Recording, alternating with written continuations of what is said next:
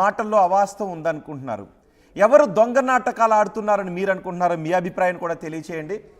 శేఖర్, రాజుని ఎందుకు వదిలేయాలి? రాజును వదిలేయండి అని చెప్పే హక్కు మీకుందా? అసలు రాజు కావాలని అడిగే హక్కు ఆవిడకుందా? ఆవిడ వేరే వాడితో మూవ్ అయిపోయిన తర్వాత రాజుని అడిగే హక్కు ఎలా ఉంది? ఎలా చెప్తారు? ఆవిడ స్వహస్తాలతో, ఇదిగోండి లాస్ట్ పేజ్లో, ఇదంతా నన్ను పెళ్లి చేసుకోవాలని అడగ్గా నన్ను అడ్డు తప్పించాలని పథకం ప్రకారం తుదముట్టించాలని మస్తాన్ వాళ్ళ అమ్మ నాన్న కలిసి ప్రయత్నం చేశారు. నా కుటుంబాన్ని చంపేస్తారని బెదిరించి నా మానసిక క్షోభ గురి చేసి కావున తమ చర్యలు తీసుకోవాలి. ఇట్లు లావణ్య సంతకం కూడా ఉంది. ఇవ్వండి, మొత్తం పేపర్లు అండి ఇవ్వండి. ఏంటిది? లావణ్య ఇందాక మనం చెప్పింది ఆ కంప్లైంట్, పటాపురం కంప్లైంట్, ఈ ఎఫ్ఐఆర్ ఆవిడ స్వహస్తాలతో రాసింది. ఓకే చెప్పండి, ఇప్పుడు నేను రాయలేదని చెప్పండి. ఏంటన్నారు? నేనే రాయలేదని చెప్పనుకుంటున్నాను లావణ్యని. అది నేనే కాదు, అసలు ఈ మనిషే నేను కాదు. లావణ్య, ఇప్పుడు మీరు మాట్లాడాలి.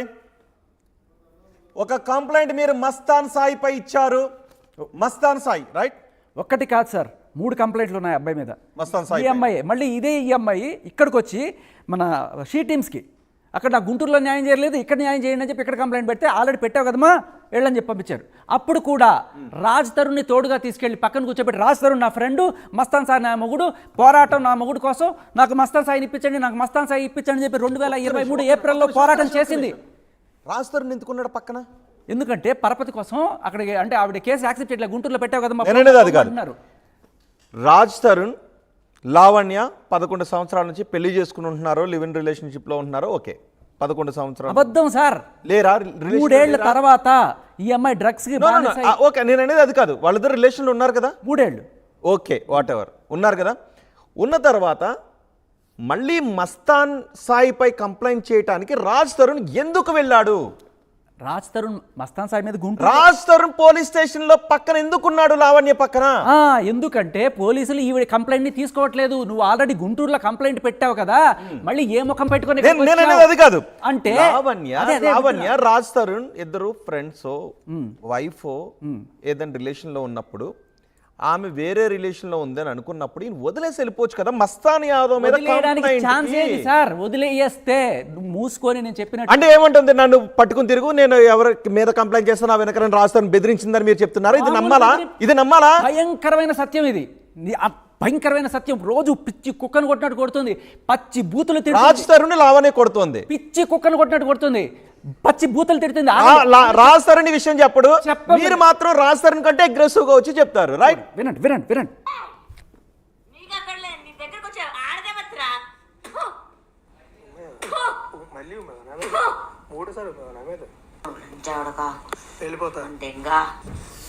Please please please please please sir, please please ఆపండి ఆపండి ఆపండి. Please Shekhar, please please please ఆపండి. అందరూ బూతులు వస్తున్నాయి. శేఖర్ ముందు పెడతాను ప్లీజ్, వాటిని మైక్ లో వినిపించొద్దు. సరే ఉండండి శేఖర్ ప్లీజ్ ప్లీజ్, నేను తీసుకుంటా. ఓకే, ఆడియో నేను తీసుకుంటా. ప్లీజ్ కాసేపు వినిపి, నేను ప్లే చేస్తా. శేఖర్ వాటి నాకు పంపించు. లావణ్య మాట్లావి, లావణ్య మాట్లా.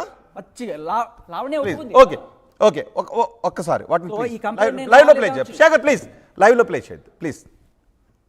ఒక్కసారి నేను లావణ్యకి ఫోన్ చేస్తాను. లావణ్య, మీరు ఓకే ఆడియోకి మీరే విని సమాధానం చెప్పాలి ఎందుకు మాట్లాడారని. మీరు పట్టాభిపురం పోలీస్ స్టేషన్లో ఇచ్చిన కంప్లైంట్ అని చెప్తున్నారు, ఇది నిజమా అబద్ధమా? ఒకసారి ఫిర్యాదులు ఏముందో నేను చదివి వినిపిస్తాను. గౌరవనీయులైన పట్టాభిపురం పోలీస్ స్టేషన్ SHO గారికి నమస్కరించి చేయు విన్నపము. ఘనమైన అయ్యా, నా పేరు మన్నేపల్లి లావణ్య, తండ్రి పేరు, హౌస్ నెంబర్, సోన్సో అడ్రస్,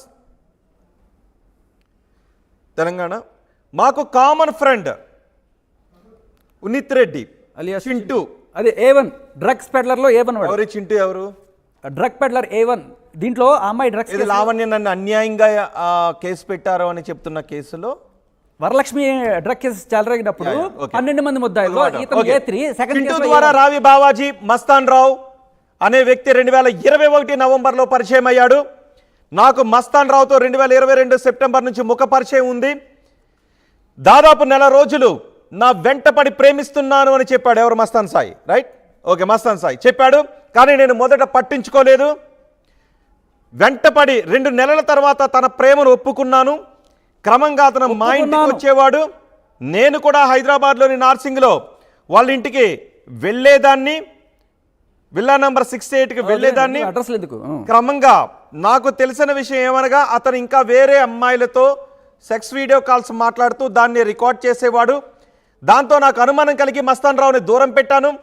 కానీ అతను నన్ను క్షమించమని వేడుకొని నీవు నాతో ఉంటే అన్నీ మానేస్తాను అని అతను చెప్పి నన్ను ఒప్పించాడు. ఇది జరిగిన నెల రోజులకు మస్తాన్ రావుకు అప్పటికే పెళ్లి జరిగిందనే విషయం నాకు తెలిసి ఆ విషయాన్ని అతన్ని నిలదీగా నిజమేనని ఒప్పుకున్నాడు. అయితే ఎవరికి వారు వేరుగా ఉంటూ విడాకులు కూడా తీసుకున్నామని చెప్పి నాతో కొత్త జీవితాన్ని ఆరంభించాలని చెప్పాడు.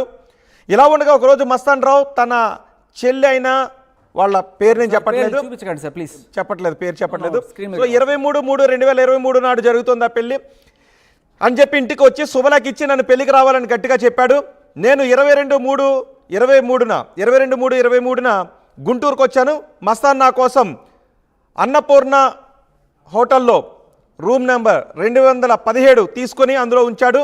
అయితే నన్ను పెళ్లికి తీసుకువెళ్లకుండా అతను హోటల్కి వెళ్ళిపోయాడు, రూమ్లోనే ఉంచేశాడు నన్ను. దీంతో నేను హైదరాబాద్కు వెళ్ళిపోయాను. మస్తాన్ నాకు కాల్ చేసి క్షమాపణ చెప్పి నన్ను తిరిగి రావాలి అని అడిగాడు. ఎప్పుడు 25వ తారీఖున బ్లాబ్లా మొబైల్ అప్లికేషన్లో కార్ బుక్ చేసుకుని గుంటూరు వచ్చాను. నన్ను అతనే అన్నపూర్ణ హోటల్కి తీసుకువెళ్ళాడు. మళ్ళీ రూమ్ నెంబర్ 222 బుక్ చేసి అందులో ఉంచాడు. ఆ రోజు అతను హోటల్కి వస్తూ పోతూ ఉండేవాడు. ఈ విధంగా జరుగుతూ ఉండగా 31వ తారీఖు పొద్దున్న 6 గంటలకి నేను ఉన్న హోటల్కి మస్తాన్ వచ్చాడు. నాతో బాగా గొడవ పడ్డాడు. రాయటానికి చెప్పడానికి వీలు కాని బూతులు తిట్టాడు. మోచేతులు కాళ్ళతో కడుపులో ప్రైవేట్ పార్ట్స్పై గుద్దాడు. ఒళ్ళంతా ఎక్కడ పడితే అక్కడ చేతులతో కొట్టాడు. మెడ పట్టుకొని పిసికి చంపబోయాడు. అరవకుండా చేతిని అడ్డం పెట్టాడు. అప్పటికే అతని చేతిని కొరికాను. నా బలం చాలలేదు.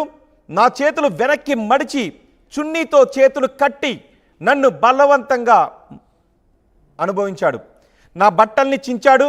నేను చనిపోయాను అని అనుకొని నన్ను వదిలేసి వాళ్ళ అమ్మకి ఫోన్ చేసి మాట్లాడాడు. ఆమెతో పై విషయాలు చెప్పడం నాకు వినిపించింది. ఇది లావణి ఇచ్చిన ఫిర్యాదు. ఆ తర్వాత ఫోన్ నెంబర్, సో 2 ఫోన్ నెంబర్లు ఉన్నాయి, ఒకటి యాపిల్, 2 శాంసంగ్లో. మస్తాన్ వాటిని ఓపెన్ చేసి వాటిలో ఉన్న డేటా మొత్తం డిలీట్ చేసి అరెస్ట్ చేసి ఫోన్లను ఫార్మాట్ చేసి పాస్వర్డ్లు మార్చి అతని ఫోన్ నెంబర్లతో లింక్ చేసుకున్నాడు. ఐక్లౌడ్ మొత్తాన్ని అరెస్ట్ చేశాడు. ఇది జరిగిన తర్వాత సుమారు గంట ప్రాంతంలో నాకు మెలకు వచ్చింది, నాకు తెలివి వచ్చింది. కానీ ఓపిక లేదు. అప్పటి వరకు మస్తాన్ అక్కడే ఉండి నన్ను వాళ్ళ ఇంటికి తీసుకువెళ్ళటానికి ప్రయత్నించగా నేను మస్తాన్ నుంచి తప్పించుకొని ఆటో ఎక్కి గుంటూరులో నా స్నేహితుడు వినయ్ వాళ్ళ ఇంటికి వెళ్ళగా అతను నన్ను హోటల్ వర్ష గ్రాండ్లో ఉంచాడు. రూమ్ నెంబర్ 101లో ఉంచాడు.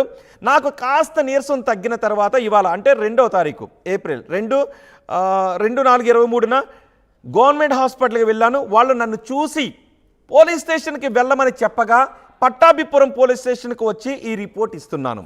ఇందులో ఇదంతా నన్ను పెళ్లి చేసుకోవాలి అని అడగటంతో నన్ను అడ్డు తప్పించాలి అని పథకం ప్రకారం తుదముట్టించాలని మస్తాన్ వాళ్ళ అమ్మా నాన్నలతో కలిసి ప్రయత్నం చేశాడు.